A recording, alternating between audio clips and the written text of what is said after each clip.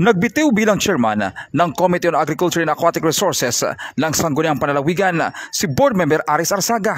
Ginawa ito ng bukal sa kanyang maiksing privilege speech sa Sangguniang Panlalawigan ngayong araw ng Martes. Ayon kay Board Member Arzaga, bagamat ang kanyang puso ay nasa sektor ng mga magsasaka at mangingisda, maaari pa rin itong maglingkod sa nasabing sektor sa pamamagitan ng kanyang sariling kakayanan bilang isa sa mga simpleng membro ng nasabing komite. Sa totoo lang, talaga yung burden at saka yung concern, yung puso ko ay nasa sektor ng agriculture at saka fishery.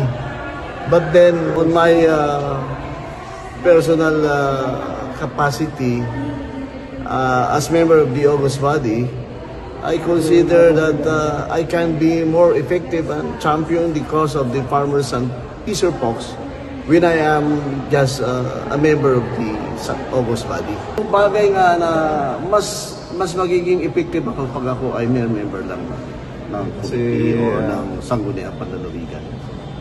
Dahil lagi mo silang makakausap na anong problema, pwede mo iparating ka agad doon sa kinaukulan na ahensya na pwede mo bigyan sila ng ganitong support. So mga ganong ano. Bukod dito, ay wala na rin umano itong ibang dahilan ng kanyang pagbibitiw bilang chairman naman ng Committee on Agriculture and Aquatic Resources. So yun lang, wala namang ano doon, wala namang kung ano.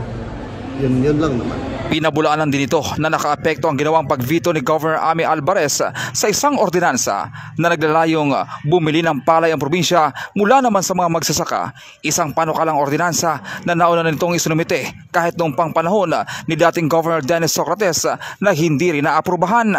Well, baka na-tempo lang yan kasi the last time pa, actually, panahon pa ni Governor Socrates, pinropose na rin po natin yan, pero ayaw din nila. Si Board Member Aris Arzaga ay dating provincial agriculturist, kaya naman eksperto ito sa larangan ng agrikultura. Pero ayon mismo sa kanya, hindi naman ito basihan upang manatili siya sa nasabing pwesto, lalo't may mga magagamit namang technical people ang Sangguniang Panlalawigan, kabilang na dito ang Provincial Legal Office. Hindi rin kasi nandyan, kaya meron tayong mga resource persons pagdating doon sa mga committee meeting kasi nagdidepende tayo sa mga resource speakers natin, resource persons, at nandyan yung ating legal office, sila din yung kung tama na ba yung ginagawa natin o hindi. So we rely on all the technical people and legal people na doon sa ating mga gusto mangyari sa ating sektor ng agriculture at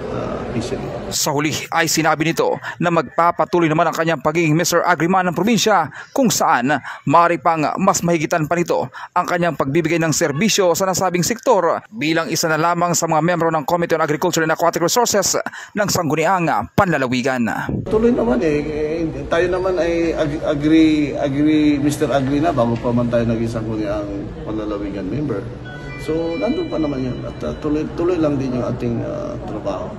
Wala pagbabago, baka mas mahigitan ko pa yung aking tungkulin para sa sektor. MacArthur Asutilla, Basta Radio, ibandera mo.